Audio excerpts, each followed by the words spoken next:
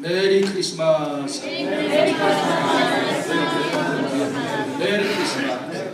오늘 이 메리 크리스마스에 주시는 하나님 말씀 누가복음 2장 36절에서 39절까지 말씀이 되겠습니다. 우리 부속실과 또 영어 통역 예배실에 함께하는 그 자리에도 메리 크리스마스. 자, 우리 누가복음 2장 36절부터 39절 말씀 같이 읽겠습니다. 또 아셀 지파 바누엘의 딸 안나가 하는 선지자가 있어 나이가 매우 많았더라. 그가 결혼한 후 7해 동안 남편과 함께 살다가 과부가 되고 84세가 되었더라. 이 사람이 성전을 떠나지 아니하고 주야로 금식하여 기도함으로 섬기더니 마침 이때에 나와서 하나님께 감사하고 예루살렘의 속량을 바라는 모든 사람에게 그에 대하여 말하니라. 주의 율법을 따라 모든 일을 마치고 갈릴리로 돌아가 온 동네 나사렛에 이르니라. 아멘. 제목 같이 한번 읽으십시다. 성탄을 맞이하는 마음의 자세. 이런 제목으로 우리가 은혜를 나누겠습니다. 우리가 손님을 초청하면 반드시 손님을 맞을 준비를 합니다. 그래서 잔디도 깎고 청소도 하고 또 집안 정리도 하고 몸담당도 하고 음식도 정성껏 준비해서 손님을 맞이합니다. 우리가 맞는 그 손님이 귀한 손님일수록 우리가 정성을 더하게 돼 있어요. 준비되지 않은 상태에서 귀한 손님이 갑자기 집을 방문한다면 우리가 얼마나 당황이 되겠습니까? 오늘 우리 인류의 그 역사적으로 가장 중요한 인물인 예수 그리스도께서 이 땅에 탄생하신 날이 바로 오늘입니다. 그런데 혹자는 25일이 예수님이 태어난 것이 아니다. 11월 24일에 태어났다. 아니다. 12월 25일에 태어났다. 어떤 학자는 6월 달에 태어났다. 그 날짜가 중요한 것이 아니에요. 예수님께서 이 땅에 오신 그 사건 그 자체가 중요한 것이지. 그래서 우리가 그 한 날을 정해서 예수님의 탄생일로 우리가 지키고 있는 것입니다. 여러분, 주님 오신 그것이 사실이기 때문에, 역사적인 사실이기 때문에 오늘 우리가 이 성탄절을 맞아서 주님의 탄생을 예배하러 이 자리에 온 것입니다. 그래서 우리가 크리스마스라고 그러잖아요. 그 뜻을 보면 합성하여 크라이스트 메스, 예수 그리스도를 메스, 미사, 예배하는 날이 크리스마스예요. 근데 세상의 사람들은 어때? 한국 사람들은 크리스마스가 되면 마시다 부어라 취하는 건 마시는 날만 하고 밤새 마셔. 그리고 또 이 유럽이나 서부 지역의 사람들을 보면 쇼핑데이, 세일을 기대해서 바가지 쓰는 날인지도 모르고 가격 올렸다가 또 그 구물건, 오래된 물건들 세일하는 것도 모르고 좋다고 줄 서서 사는 그러한 어리석음을 보이고 있는데, 바로 이 크리스마스의 정신은 예수님의 탄일을 예배하는 일인 것을 믿으시기를 바랍니다. 그래서 예수 그리스도의 오심은 인류의 역사의 기준이 되잖아요. 그래서 예수님이 탄생하는 그 기점을 통해서 기원전, before Christ, 또 기원 후 AD, 아노 도미니, 이렇게 분명하게 획기적으로 예수님의 탄생이 기획되는 것입니다. 그래서 이렇게 귀한 예수님을 그냥 맞으면 안 돼. 우리가 어떻게 매년 당하는 이 성탄절을 맞아야 될까? 오늘 본문에 여선지자 안나가 예수님을 맞이하는 그 마음의 자세를 통해서 우리도 성탄을 맞이하는 이 시간이 되기를 주님의 이름으로 축복합니다. 첫 번째로 우리가 어떻게 맞아야 돼요? 바로 성전 중심 생활과 주님을 기다리는 마음을 가져야 된다는 것입니다. 본문을 보면 하나님께 자신을 드리고 하나님만을 사모했던 한 여인 안나라는 여인이 선지자가 나오는데, 이 안나가 아기 예수님을 처음 만나는 장면이 나옵니다. 이 안나라는 사람은 결혼 7년 만에 남편을 잃었어요. 그리고 84년 동안 무려 과부의 생활을 합니다.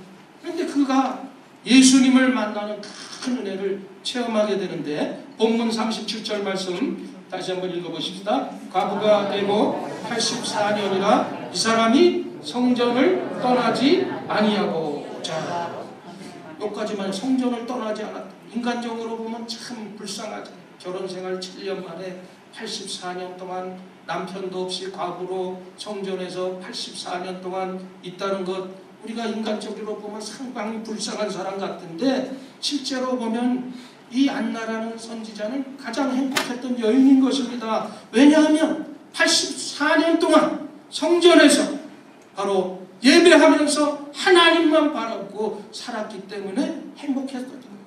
물론 이 안나라는 여인이 성품도 좋았겠지만 그가 정말 행복했었던 것은 성전 중심적인 생활을 하고 말씀 중심적인 생활을 하고 또 하나님 중심적으로 살았기 때문에 그가 이렇게 행복한 삶을 살 수가 있었던 것입니다.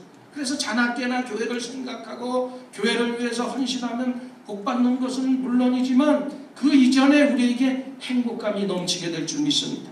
그래서 행복은 물질적인 곳에 있지를 않아요. 마음을 쏟을 수 있는 곳이 있는 것이 행복인 줄 믿습니다.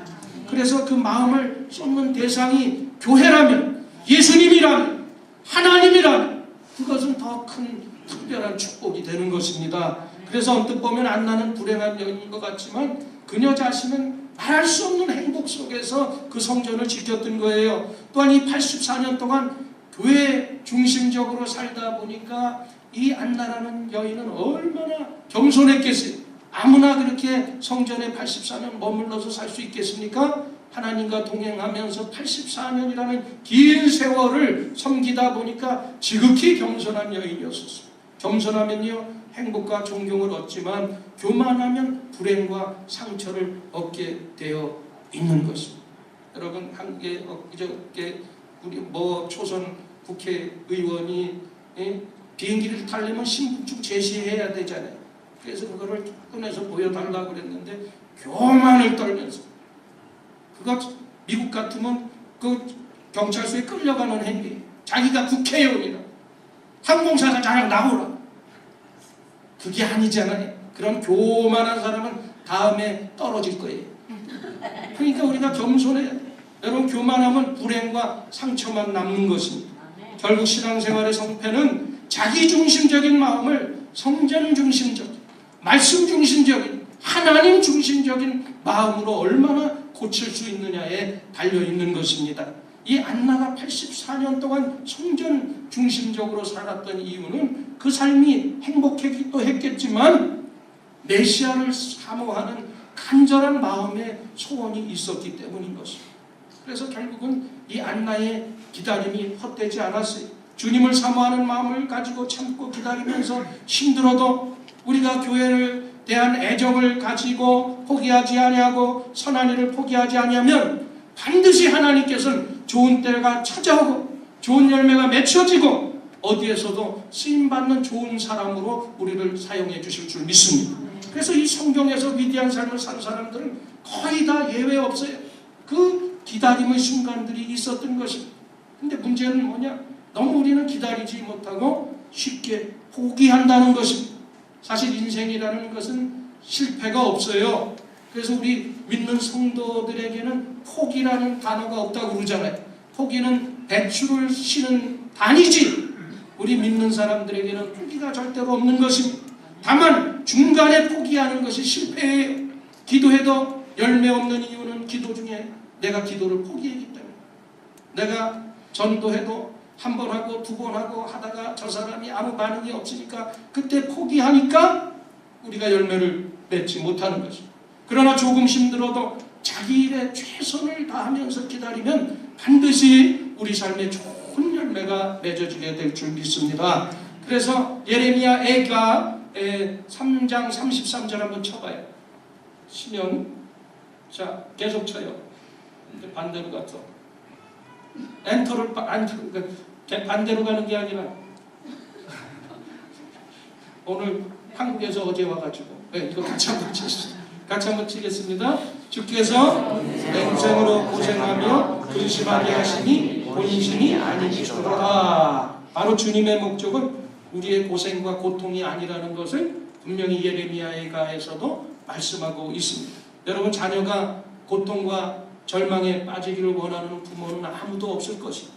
그러나 그 모든 이 참 부모는 그 자녀의 교육을 위해서 때로는 이 고통을 외면하기도 하는 거예요. 네 스스로 한번 그 고통을 통해서 일어나 봐라. 자녀가 그러나 그 속에서는 잘 되는 마음이 부모들 마음 가운데 있는 것입니다. 때로 어려운 짐이 있어도 그것은 사랑하는 주님이 나에게 내어주신 것이다. 그 주님께서 내어주신 짐이라면 주님께서 반드시 그것을 이겨낼 능력도 주시리라는 그런 믿음을 가지고 우리가 그 짐을 너끈히 짊어져야 되는 것입니다. 그러므로 조금 힘들어도 하나님의 선한 섭리를 의지하면서 여러분들이 조금만 더 기다리세요. 오늘 2018년이 다 지나가고 있는데도 여러분이 한 해 동안 기도한 그 모든 기도의 열매들이 맺어지지 않는다고 포기하지 마시고 여러분들이 계속적으로 기다리며 기도하게 되기를 주님의 이름으로 축복합니다. 이 사람들은 우리의 진실과 수고를 잘 몰라도 하나님께서는 반드시 우리의 진실과 수고를 잘 알고 계세요. 그러므로 고난 중에도 여러분들이 믿음을 잃지 않고 주님을 사모하는 그 마음이 후퇴되지 않을 때 우리가 주님을 맞이할 수 있는 그런 자세를 통해서 주님의 축복을 받을 것을 믿으시기를 바랍니다. 그 다음에 우리가 이 안나가 어떻게 하나님 만나느냐면 두 번째로 꾸준히 기도해서 하나님께 감사하는 마음을 가지고 꾸준히 기도하면서 하나님한테 감사하는 마음을 잃지 않았어요. 37절 우리 하반부의 말씀 한번 보겠습니다.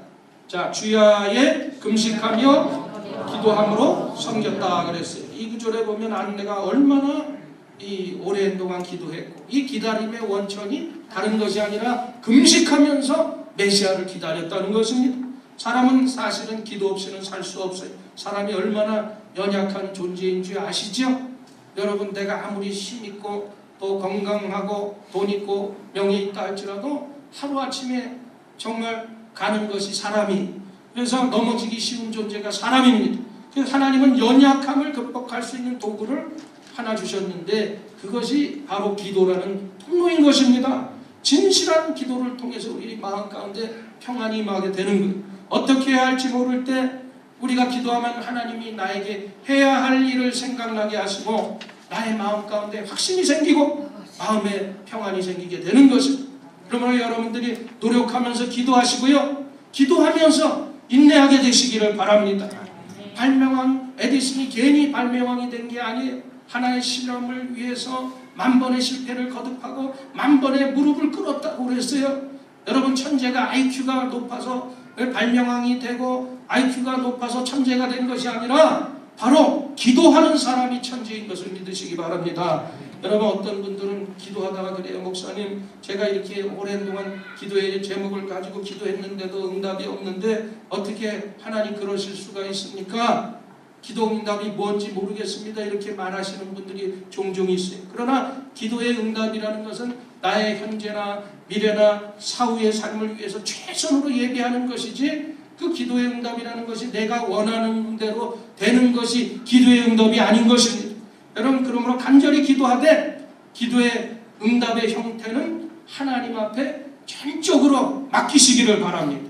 그래서 내가 원하는 그 기도의 응답보다 하나님께서 주시는 응답이 결국에는 가장 좋은 방법이고 최선의 길인 것입니다. 중요한 것은 우리가 올바른 기도를 하나님 앞에 드렸으면 그 드린 기도는 결코 헛되지 아니하고 다 응답되는 것을 믿으시기를 바랍니다.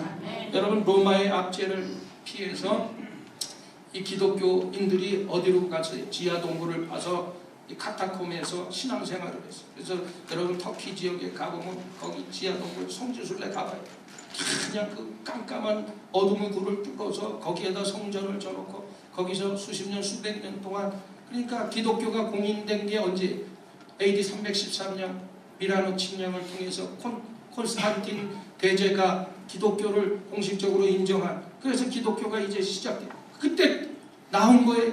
그 지하 카타콤 어두운 데서 그들이 기다리면서 하나님 앞에 간절히 무릎 꿇고 기도했는데 바로 심은 대로 거두는 거예요. 결국엔 기독교가 공인이 되고 그 모든 지하의 세계에서 나와서 복음이 증거되게 됩니다. 여러분, 진실한 기도는 결코 어느 하나도 헛되지 않은 것을 믿으시기를 바랍니다. 그렇게 안나가 간절히 성전에서 기도하면서 또 어떻게 했냐면 38절 말씀 한번 또 쳐봐요. 뭐라고 돼 있어요? 자, 마치 이때 나와서 하나님 앞에 감사드렸다. 아기 예수님을 보고 예수님이 메시아라는 사실을 깨닫고 살아서 메시아를 볼 수 있었다는 것에 대해서 얼마나 감사했는지 몰라요. 이 감사는 어떤 외적인 축복이나 조건에 대한 감사가 아니에요. 메시아를 본 것 하나만 가지고도 자기가 성전에서 84년 동안 갑으로 산 것을 그 기다림의 보상을 받았다고 생각하면서 하나님 앞에 감사를 드렸어요. 여러분, 최고의 감사는 조건이 없는 감사입니다. 살면서 감사할 일이 얼마나 많은지 몰라요. 우리는 눈이 정상인 것 하나만 가지고도 여러분 감사하게 되시기를 바랍니다. 책을 보다가 점점 눈이 아프고 시려서 나는 눈이 참 좋은 것이 얼마나 감사한지 모르겠다. 그래도 지금 이렇게 아주 안 보이지 아니하고 그래도 눈을 안경을 썼다 벗었다 하면 또 보이고 이 얼마나 감사한지 모른다. 여러분, 지금까지 우리가 시각장애인이 자기 생을 비관해서 자살했다는 이야기는 못 봤어요. 오늘 사지백제 멀쩡하고 시력 좋은 사람들이 자살하지. 그래서 눈뜬 건강한 사람들이 삶을 비관하고 자살합니다. 그것을 보면 많은 사람들이 행복을 오해하고 있는 거예요. 감사는 환경이나 조건에 좌우되는 것이 아니라 바로 믿음과 인격과 가치관에 좌우가 되는 것입니다. 그래서 행복과 감사는 외적인 조건에 절대로 좌우되는 것이 아니에요. 중요한 것은 내가 현재 모습을 통해서 감사한 것을 깨닫고 사느냐, 이것이 중요한 것입니다. 살다 보면 어려운 일이 많이 우리 삶 가운데 나타나지만 그래도 감사할 수 있는 여전히 수많은 감사의 제목들이 나에게 있는 것을 여러분 감사하게 되시기를 바랍니다. 사람들이 왜 자주 감사를 잊어버리느냐? 가만히 보면요, 좋은 일은 좋고 편하니까 쉽게 잊어버려요. 그리고 나쁜 일은 마음속에 맺혀 있다 보니까 자꾸 오래 갑니다. 그래서 사람들은 되게 자신이 불행하다 이렇게 생각하는 거예요. 감사함을 잊어버리고 불행하며 사는 사람은 하나님께서 주셨던 그 은혜도 도로 걷어가시는 거예요. 그러나 우리가 성령이 우리의 마음을 감동하시면 그때부터 우리는 불행한 일보다 감사한 일이 생각나게 되고 우리가 주님을 알고 구원받은 것에 대해서 더 깊이 감사하면서 감격하면서 살아가게 되는 것입니다. 그렇게 기쁨과 감사를 회복할 때 그 마음에 바로 우리 주님이 찾아오시는 것을 믿으시기를 바랍니다. 여러분들 주님과 동행하고 여러분들의 마음 가운데 감사가 잃지 않게 되기를 주님의 이름으로 축복합니다. 그 다음에 마지막 이 안나가 이 주님을 맞이할 수 있었던 것은 맞이하고 어떻게 그 마음에 주님을 전하는 마음이 있었다는 거예요. 자, 본문 38절 하반부에 한번 같이 보십시다. 예루살렘에 구속됨을 바라는 모든 사람에게 이 아기에 대하여 말하니라. 여러분, 당시 수많은 유대인들은 예루살렘의 구원을 바라고 있었지만 강력한 이 로마를 보면서 그 사람들이 다 거의 절망 상태에 있었어요. 그런 절망한 사람들에게 안나는 아기 예수님이 희망이다, 이런 것을 알렸어요. 여러분, 우리도 오직 예수님만이 이 땅에 희망인 것을 전하면서 살아야 돼요. 주님 없이 사는 사람은 결코 희망도 없고 그 마음에는 평화도 없습니다. 여러분, 어떤 사람이 열심히 주님을 섬기다가 지쳤어요. 그래서 주님 빨리 저를 이 땅에서 데려가셔서 천국으로 가게 하여 주시옵소서 하면서 기도를 드렸는데 기도 중에 꿈에 이제 천국을 가게, 그래서 천사가 어디 날 좀 따라오래. 그래서 높은 데서 이렇게 지구를 바라보게 되는데 뭘 보여주나 보니까 온 지구의 세상이 캄캄해. 그러면서 천사가 얘기하기를 네가 저 세상에서 여기 지금 올라왔는데 계속 보니까 사람들이 눈을 가린 채로 걸어가는데 보니까 밑에는 절벽이고 낭떠러지인데 눈을 가리고 계속 가다가 사람이 1명, 2명, 3명 지옥으로 떨어지는 그 모습을 봅니다. 그러면서 천사가 물어요. 그러면 너가 여기 머물러서 천국을 즐기면서 있을 것이냐? 아니면 세상에 조금 더 있으면서 저들이 절벽에 떨어지게 할 것이냐? 그 떨어지는 일을 막아야 될 것이냐? 그렇게 물었어요. 그 후에 이 사람이 잠에서 깨어나서 내가 다시는 천국에 빨리 가고 싶다는 말을 안 했다고 그래요. 여러분, 예수님 없는 인생은 눈을 가린 채 절벽으로 향하고 있는 인생인 것입니다. 예수님을 만나서 먼저 우리가 눈뜬 인생이 되었기 때문에 저 낭떠러지로 걸어가서 지옥으로 떨어져가는 저 사람들을 향해서 예수님을 소개해야 돼. 그리고 그들을 만류해야 돼. 그리고 천국으로 인도해야 돼. 목이 터져라 우리가 외쳐야 되는 것이. 그것이 우리의 사명이에요. 이 스위스와 독일의 국경이 있잖아요. 그래서 어떤 할아버지가 좋은 한 3000cc 이상 되는 그런 오토바이를 타고 국경을 맨날 스위스에서 독일로 넘어가는 거예요. 그런데 뒤에다가 자갈을 한가득 싣고 브랑브랑 가면 또 형식적으로 그래도 세관이 있기 때문에 뭔가 하고 한번 뒤져보는데 자갈 싣기를 자꾸 실러 다니는 거예요. 근데 자갈을 뒤져봐도 아무것도 없어요. 그래서 통과. 또 며칠 있다가 또 할아버지가 브랑브랑 하고 또 자갈을 싣고 가는 거예요. 그러니까 이 세관이 아주 궁금해. 저 할아버지가 자갈을 싣고 가는데 자갈이 무슨 돈이 돼가지고 저런 짓을 하나. 그래서 심증은 있는데 물증 증거가 없는 거예요. 그래서 하루는 그 할아버지가 또 왔길래 세관이 물어봤어. 할아버지, 혹시 제가 하나 물어볼게요. 할아버지가 혹시 저에게 사실대로 말하면 어떤 물건을 밀수하더라도 내가 다 용서해 드릴 테니까 그 밀수품이 뭔지를 좀 나에게 알려달라 애원을 한 거예요.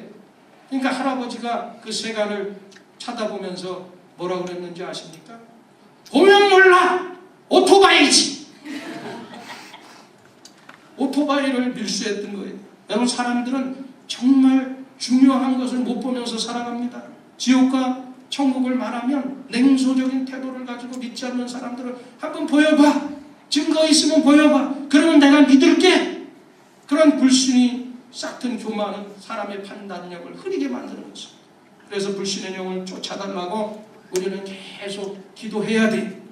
여러분, 올 한 해도 여러분의 남편이 됐든 아내가 됐든 자녀가 됐든 부모가 됐든 신앙생활 안 하는 거 아무렇게나 생각하지 말아요. 그 불신의 영에 사로잡혀 있으면 우리가 그 불신의 영이 떠나가지 않으면 믿을 수가 없어요. 그래서 여러분들이 그 불신의 영 마음 가운데 예수 이름으로 쫓아내고 온 가족이 예수 믿기 위해서 여러분 예수님을 증거하게 되기를 주님의 이름으로 축복합니다. 여러분, 우리가 못하면요 다음 세대들을 해야 되는 것이 우리의 일이. 교회의 존재의 목적은 딴 것이 아니에요. 교회의 존재의 목적은 영혼 구원이에요. 저 절벽으로 떨어져가 죽어가는 그 영혼들을 구원시켜서 하나님의 자녀로 이끌어서 영생에 이르게 하고 천국에 가게 하는 것이 우리의 사명인 것입니다. 우리의 교회의 목적인 것입니다. 이것은 우리 때 못하면 다음 세대 못하면 우리가 그 다음 세대 영원히 주님 오시는 그날까지 우리가 해야 할 일인 것을 믿게 되시기를 바랍니다. 우리는 이 평화의 왕으로 이 땅에 오신 예수님을 전해야 돼. 오늘 누가복음 2장 10절 이하에 보면 목자들이 밤에 양떼를 지키는데 천사들이 와서 이제 나타나서 목자들에게 말하는 말씀이 나오죠. 우리 10절부터 14절까지 한번 읽어보십시다. 천사가 이르되 무서워하지 말라. 보라, 내가 11절 오늘 다윗의 동네에 너희를 위하여 구주가 가셨으니 곧 그리스도 주시니라. 12절 너희가 가서 강보에 쌓여 이유를 이루는 아기를 보려니 이것이 너희에게 표적이라 하더니 13절 호련히 수많은 친구들이 그 천사들과 함께 하나님을 찬송하여 이르되 14절 지극히 높은 곳에서는 하나님께 영광이 땅에서는 하나님이 기뻐하신 사람들 중에 평화로가 아니리라. 아멘. 주님께서 이 땅에 오신 것은 평화를 주시기 위해서 오셨다. 이 세상의 사람들만으로는 진정한 평화가 이루어질 수가 없습니다. 지금도 법정에서는 끊임없는 싸움이 일어나고 있어요. 사람들이 서로 싸우고 서로 헐뜯고 서로 넘어뜨리려고 합니다. 그래서 하나님께서는 이 땅에 예수님을 보내주신 거예요. 그래서 예수님의 핵심 정신은 바로 평화입니다. 그러면 성도는 어디를 가든지 피스메이커가 돼야 돼요. 평화의 사자가 돼야 되는 것입니다. 평화의 사자가 되기를 힘써야 되는 것입니다. 그러면 평화의 사자가 되려면 어떻게 해야 돼요? 무엇보다 우리 마음 가운데 욕심을 다 덜어내야 돼요. 또 이기주의, 독점욕을, 이 어둠을 키우는 평화의 적을 우리가 다 우리 마음속에서 걷어내야 되는 것입니다.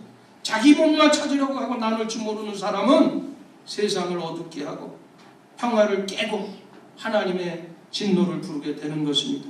그러므로 여러분, 진정한 평화를 원한다면 우리의 욕망은 조금 더 덜어내시고 손해보는 삶을 연습하면서 살아가게 되시기를 바랍니다. 이 우리의 몸을 잘 보세요. 많은 세포로 이루어졌잖아요. 그 세포들이 서로 조화를 이루면서 도우면서 이렇게 살도록 우리의 세포를 하나님께서 만들어 주셨어요. 그래야 건강이 유지되는. 그런데 어느 날 혼자 노는 세포가 생겨나는 거예요. 그 세포가 다른 세포를 생각하지 아니하고 주변의 양분을 자기 혼자 다 빨아들여 혼자 커지려고 합니다. 그렇게 자기만 비대하게 커진 세포가 바로 암세포예요. 결국 그 암세포는 전체 생명도 죽이고 나중에는 자기 자신도 죽게 되는 것입니다. 마찬가지 이 교회 공동체 안에도 혼자만 섬겨달라고 하고 혼자만 커지려고 하면 자기도 모르는 사이에 우리가 그런 사람을 향해서 암적인 존재다 이렇게 얘기하는 거예요. 성도는 주님이 왜 아기 예수님으로 이 땅에 낮은 곳에 오셨는가, 그리고 왜 평화를 추구해야 하는지를 분명히 우리가 깨달아야 되는 것입니다. 이제 아기 예수님의 낮은 죄로 임하신 그 의미를 다시 한번 깊이 생각하시고, 그리고 이제는 우리가 뭔가 받으려고만 생각하지 말고 항상 하나님 앞에 드리고 헌신할 생각부터 먼저 하시고, 드려지는 사람이 결국 풍성한 은혜를 받게 되는 것입니다. 이 좋은 성탄의 날에 우리가 다시 한번 이 안나 선지자처럼 하나님 앞에 헌신을 다짐하고 가는 곳마다 평화의 사자가 되기를 힘쓰므로써 여러분 생활에서 늘 승리하는 삶이 있기를 주님의 이름으로 간절히 축원을 드립니다. 우리 말씀 생각하시면서 정말 안나처럼 우리가 주님을 맞이하는 마음의 자세를 가지고 평생 주님을 따르겠습니다. 우리 주여 성창하고 잠시 동안 기도합니다. 주여, 주여.